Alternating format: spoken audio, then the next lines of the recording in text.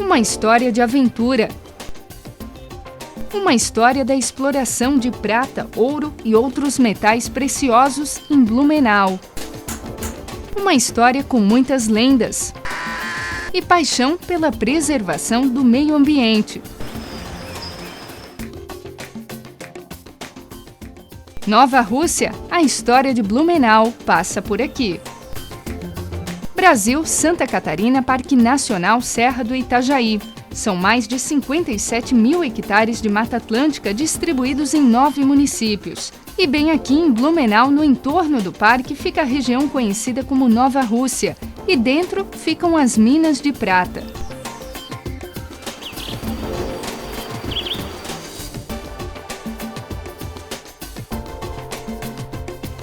Tão rica quanto a fauna e a flora deste lugar é a história que ele carrega. Em meio à mata, aos ribeirões e às rochas, foram encontrados vestígios de metais preciosos, entre eles o ouro e a prata.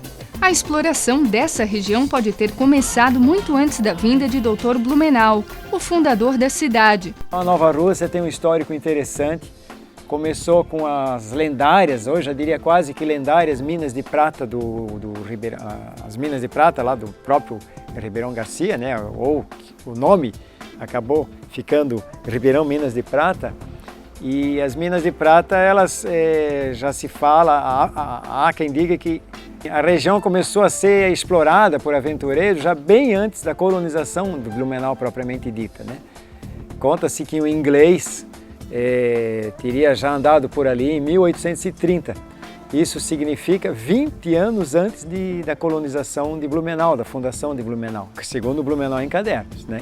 E não se tem absoluta certeza do que o historiador Ferreira da Silva contava e também o próprio Rodolfo Rollweger, mas foi por volta mais ou menos de 1830. Só que esse inglês que esteve lá, né, o Junger, Albin Junger, ele esteve talvez esteve nessas minas de prata apenas de passagem, com um escravo. Mas o mais provável é que nas minas de prata ele não fez exploração, e sim ele fez as explorações na região do Gaspar Alto. E lá provavelmente ele conseguiu alguma coisa de ouro e não prata. Mas, antes mesmo dele percorrer as matas da Nova Rússia, muita gente já havia passado na região. Existe um livro que existe lá no Arquivo Histórico, um livro com os minerais da América do Sul, assim, um livro, um mapa da América do Sul com todos os minerais mapeados. Assim, por exemplo, minas de tal que eu vi lá, de cobre, vamos dizer, que eu vi lá no Chile, tudo isso está mapeado, inclusive a prata da Nova Rússia, né? Então, houve gente vasculhando tudo. E a gente tem que pensar uma coisa, que essa gente que vasculhou os minerais, ela vasculhou muito, muito antes do Dr. Blumenau.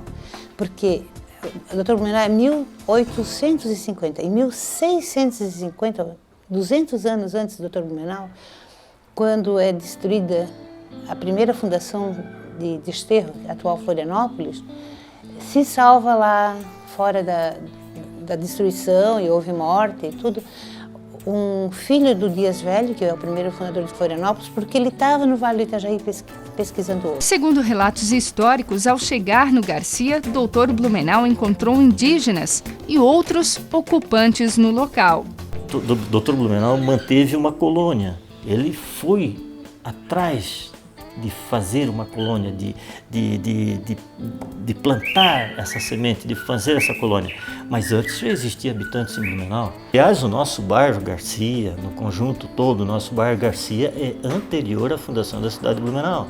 E Dr. Blumenau, na verdade, a gente pode considerar ele como fundador, que também veio a partir de 1846 para o Brasil, em 1848 para Blumenau, e ele já encontrou gente aqui. Ele encontrou os Peters, os Wagner, os Lucas, os Schrams da minha família, os Deschamps. Existem duas formas de análise. Uma inicial com a ocupação. As pessoas elas chegam para ocupar uma área não necessariamente para morar nela, né, para iniciar a colonização. Elas estão chegando apenas para se alojar e explorar a região, para fins apenas de lucro. né? E enquanto a colonização já é um outro processo, é um processo no qual o grupo se instala no local, colocam suas moradas, instalam uma igreja, um cemitério, toda uma estrutura, né, urbana para tentar se desenvolver nesse local. O Dr. Blumenau não era a favor da mineralogia, não. Ele não era a favor que se viesse fazer pesquisas ou fizesse fazer exploração com os minérios aqui na cidade. Isso é um fato, é verdadeiro. O Dr. Blumenau, na verdade, queria mais uma colônia. E a colônia seria mais uma colônia que seria produtiva mais na parte agrícola, como também o bairro Garcia começou assim, na parte agrícola. Porém, houve necessidade de crescimento. Então o Dr. Blumenau resolveu expandir e foi para a Alemanha buscar tiares que estavam começando a se modernizar, buscar tiares para produzir outras coisas, não só viver da colônia, e sim viver também como indústria têxtil, por exemplo, que foi forte e é forte até hoje. A Nova Rússia foi colonizada por imigrantes alemães e prussianos, o que provavelmente gerou o nome. Por que esse nome, Nova Rússia, né? Eu mesmo tenho lá minhas dúvidas sobre isso, né? Mas aparentemente seriam alemães que tinham se estabelecido há uns 2 ou 3 séculos na Rússia e de lá foram expulsos pelo governo bolchevique e migraram para cá. Seu Henrique é o único sobrevivente entre os homens que trabalharam na exploração das minas. Ele lembra com carinho o serviço que fazia. Eu só fazia marcação na rocha, cada 3 metros de diâmetro assim, era 32 furos na rocha. Aí era carregado com dinamite e carregado para fora. Era das 7 às 11 eu trabalhava lá dentro, quer dizer que eu fazia a mostração. Aí estourava, aí tirava fora às 1h30, eu estava lá de novo para fazer outra marcação para as 6 horas. Às 5 horas. Às 6 horas a turma entrava outra vez para fazer das 10. Assim era feito 4, 5 furações por dia, né? Apesar de vários imigrantes terem passado pela região, a exploração oficial começou em 1883, quando Frederico Deck conseguiu requerer as terras com autorização do governo do Império. Além dele, outras 4 empresas exploraram a região, uma delas argentina, mas todas por pouco tempo. O motivo foi um só: as minas não geravam lucros. Na verdade, houve pelo menos umas 4 empresas que exploraram essa região, né? Mas sempre com investimento maior do que os lucros que eles tinham. E eles vão até 1958 com essas explorações. Prata se retirou muito pouco, e mesmo que eles tivessem instrumento bom para a retirada dessa prata, seria muito pouco que eles tiravam. Eram tudo coisinhas minúsculas que apareciam de prata. E o Brasil não tinha maquinário para tirar o minério da pedra. No material, naquele quilo que saía, 64% era minério, mas tinha 12 qualidades na mesma pedra.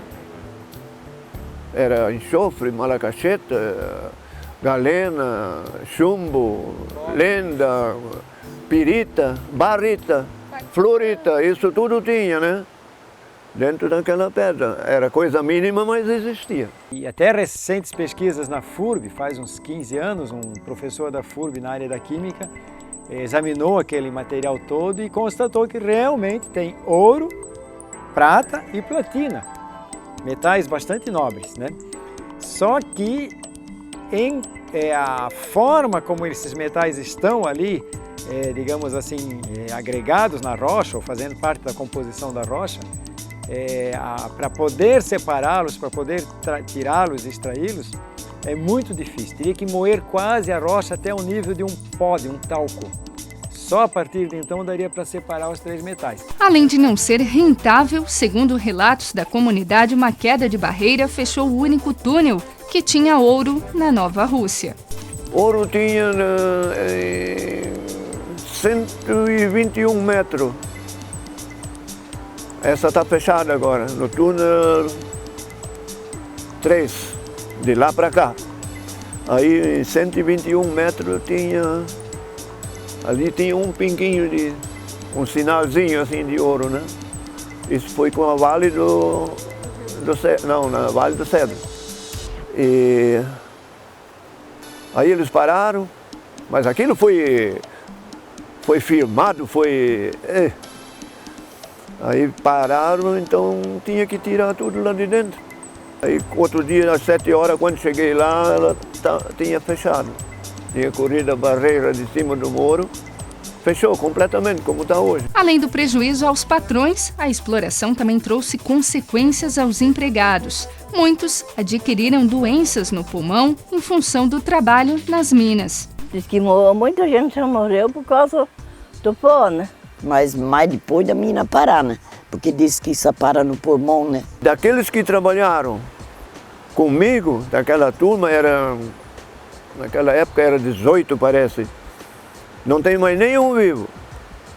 Os novos morreram, os velhos morreram de velho e os novos morreram de doente.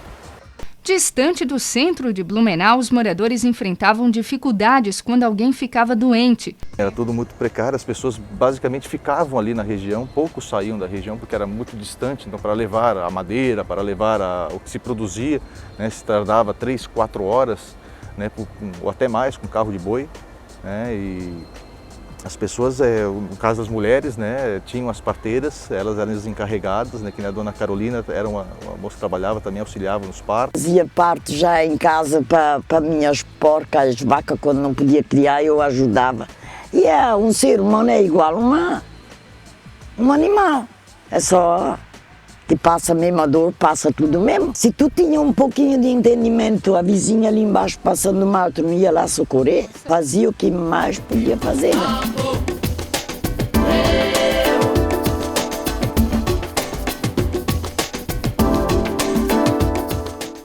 Com o fim da exploração das minas de prata, outras atividades ganharam ainda mais força na região: a exploração de madeira e a caça de animais. O resultado de tudo isso? A depredação de um paraíso ambiental. Sabe o que deu mais lucro nas minas da prata? A caça que dava mais lucro. Lá eles caçavam desde o macuco, a jacupema, aracuã, caçavam de tudo. Então é assim, os mineradores ganhavam mais lucro caçando, na época, coati, tatu, do que na própria mineração. Tem coati, tinha tatu, tinha paca, tinha veado, tinha de tudo, mas então tudo antigo tinha tanto bicho. Hoje em dia tu quase não vê mais um bicho. Eles matavam tudo, né? Agora não pode mais caçar. Agora o Saraguão vem aqui na minha casa. Saraguãozinho. Vem aqui na minha casa para comer. Naquele tempo a caça era liberada, né? E dava para matar bastante caça. Também o palmito era liberado, ele também tirava muito palmito para vender, né? E mais tarde vai ter a segunda fase, que vai ser a retirada da madeira.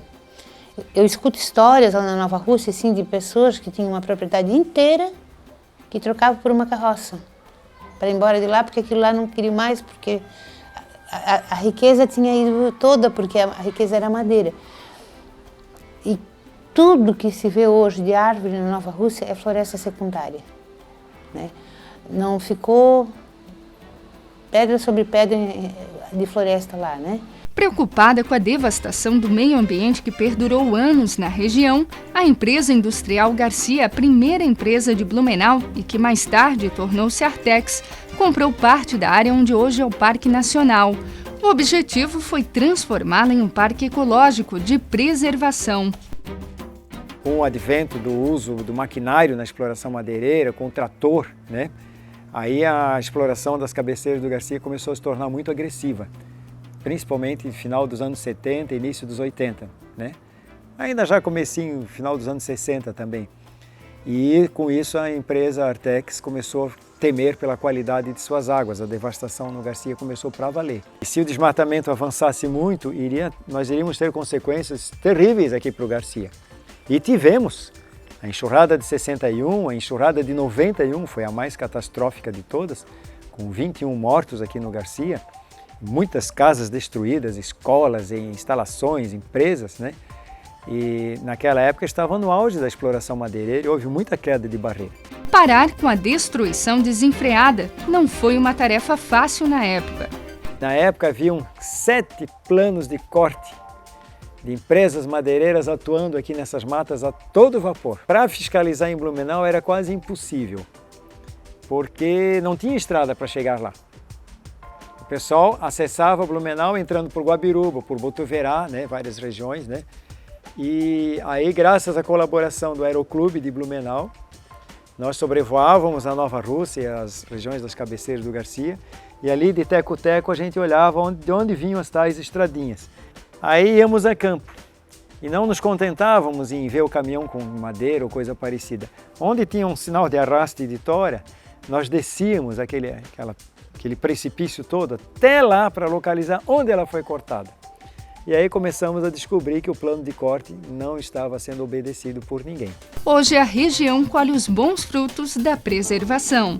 Agora, na tragédia de 2008, quase não caiu barreira nenhuma na região. Por quê? A região já estava há mais de 20 anos sem qualquer exploração, então a floresta estava já se recuperando, fechando e etc. Em Blumenau, o Parque Nacional Serra do Itajaí abriga mais de 5.000 hectares de Mata Atlântica. São mais de 35 quilômetros de trilhas e 25 quilômetros de estradas. A fauna do parque contempla cerca de 240 espécies de aves, 65 de mamíferos, 39 de anfíbios, 10 de répteis e 10 de peixes. Por entre as matas são mais de 360 espécies de árvores e arbustos, além, é claro, dos túneis, que carregam a história da exploração de ouro, prata e outros metais em plena Blumenau. Tanta beleza natural deve transformar a Nova Rússia em um ponto turístico do estado e até mesmo do Brasil. O terceiro ciclo econômico é esse de agora, que é o do turismo, né? Que vai ser o turismo de fim de semana das pessoas que têm as casas de campo e das pousadas, dos campings. Numa ocasião que eu estava lá acampando, estava estudando lá, na época da Oktoberfest, tinha tantos jovens, tantos, do Rio de Janeiro, de Brasília, de Minas, de tudo quanto era lá do Brasil, acampando lá, porque tinha visto na internet que lá tinha camping. Eles pegavam um avião até Curitiba, pegavam um ônibus até a rodoviária de Blumenau, acabavam chegando na Nova Rússia, e lá eles pegavam o ônibus de tardinha para o centro de Blumenau, festavam até de manhã, e voltavam para dormir durante o dia. Foi uma turma muito interessante, legal que eu encontrei lá, do Brasil inteiro. A região da Nova Rússia a região da Nova Rússia, ela tem um atrativo especial, ela tem algum carisma, como é que eu vou dizer, está me faltando a palavra. Ela exerce um fascínio especial sobre as pessoas, né? Primeiro porque é um local cujo acesso é um pouco difícil. Tem que se atravessar uma cordilheira de montanhas, assim, um vale muito íngreme, um trecho do Ribeirão Garcia em que ele é muito íngreme, tanto que a estrada tem que se afastar bastante do ribeirão para poder se desviar daqueles precipícios todos. E de repente, uns 2 quilômetros adiante, o vale se abre, né? Como se fosse um paraíso, assim, cercado de montanhas por todos os lados. A região é como se fosse um santuário da biodiversidade, né? Temos ali uma grande amostra do que sobrou da fauna e flora, né? Quando os primeiros colonizadores europeus aqui chegam em 1850, né? Então, preservar a região, além de melhorar a qualidade de vida de toda Blumenau e região de Blumenau, né? Também proporciona um meio de educação no qual as pessoas vão lá na região, aprendem, visualizam como que era a floresta, né? Porque existem trechos de floresta antigos ainda ali na região do Parque Nacional Serra do Itajaí, e se conscientizam na conservação, em preservar aquela região, né? Conservar aquela região para as futuras gerações terem água, terem qualidade no ar, qualidade no clima, né? Menos chuva.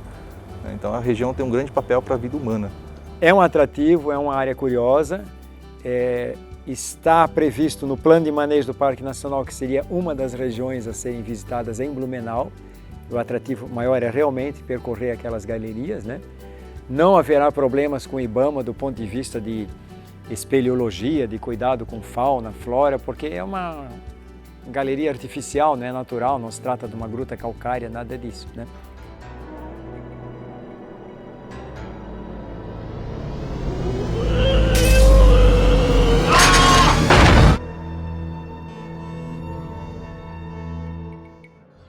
Mas a Nova Rússia não é cercada somente por belezas naturais. Muitas lendas marcam até hoje os moradores da região. A gente passava naquelas curvas lá de estrada, da estrada, aparecia coisas, né? Mula sem cabeça, cachorro preto e arrastando corrente. Uma senhora, Dona Carolina Rautenberg, ela é neta dos primeiros moradores da região. Ela fala que tinha, quando era criança, ela lembra de uma história que dizia que quando se ia aos bailes, né, que haviam na região, as festas de aniversário, todos participavam das festas. No retorno à casa, né, havia um fantasma do negro que habitava ali quando os ingleses estavam. Né, esse negro ali assustava. Né, ninguém nunca viu ele, né, mas existia esse medo, esse pânico na mentalidade daquelas pessoas naquela época ali, né? Isso ali nos anos 50, 40, 50 ali na Nova Rússia. Além de um fantasma, um gato preto também assombrava a população. Animais que foram abatidos como gatos, né, se caçavam os gatos e os gatos, muitas vezes o tiro não pegava, não era fatal, né, e o gato ele ficava bravo, se debatia.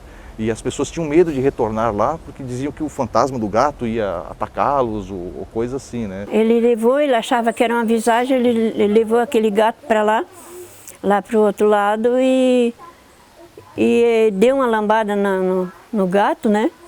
E o gato ficou morto, eles vieram para casa. Quando chegaram em casa, aí o gato apareceu de novo. Há ainda uma lenda sobre um tesouro perdido. Até hoje, algumas pessoas visitam um local em busca de um famoso coqueiro, onde embaixo estariam escondidas as preciosidades. É que quando a última empresa mineradora deixa de processar minérios ali, eles acham uma grande caverna, fazem um grande túnel e colocam todo um maquinário dentro daquele túnel. E para demarcar a região, plantam uma palmeira real, porque na floresta umbrófila-densa não existe palmeira real. Então a palmeira real seria como se fosse o X do mapa da mina, né? Onde estaria todo o equipamento. O problema é que quando as indústrias madeireiras que chegaram na região ali a partir da década de 20, né, 20 e 30, principalmente os que vieram de Lages, como exploraram toda a região, não sobrou a palmeira real. E é um imaginário que existe até hoje, né? Muitos moradores já tentaram localizar essa palmeira, buscar. Que diz que enterraram em 1919. Enterraram um monte de prata e de coisa num lugar escondido com aparelhos e ferramentas e não sei mais o que, tudo, maquinário, e fecharam com a laje de cimento e plantaram um coqueiro em cima. Então lá onde eu estou falando chamava-se Morro do Coqueiro. Mas eles não acharam, meu sogro não achou, mas ele que ajudou, mas não se lembrava mais aonde foi feito. E lá tinha um coqueiro no meio do mato, então eles agora pensam que eu sabia que esse coqueiro estava em cima da... Se eu soubesse, eu já tinha arrancado tudo. Mas o que mais assustou os moradores, na verdade, não foi uma lenda, mas sim uma tradição, o Papai Noel do mato. E quando é tempo de Natal, de Natal assim, ele se vestiu assim, botava aquelas barbas do mato assim para dizer que era Papai Noel, né? Era para assustar, todo mundo chorava, dizia que era Papai Noel. Esses Papai Noel, a mamãe tinha uma irmã, assim, botava uma touca bem grande na cabeça, de dia, e vinha para assustar nós. Aí vinha uma irmãzinha pequena, ela disse, eu vou levar ela embora. Eu disse, mãe, não deixa ela levar, mas eu gritava para ela não deixar ela levar. E o Nicolau Nicolau existia por toda essa região. né? Pelo menos para aquele lado de lá da cidade, lá do sul da cidade, o Nicolau era uma entidade muito forte.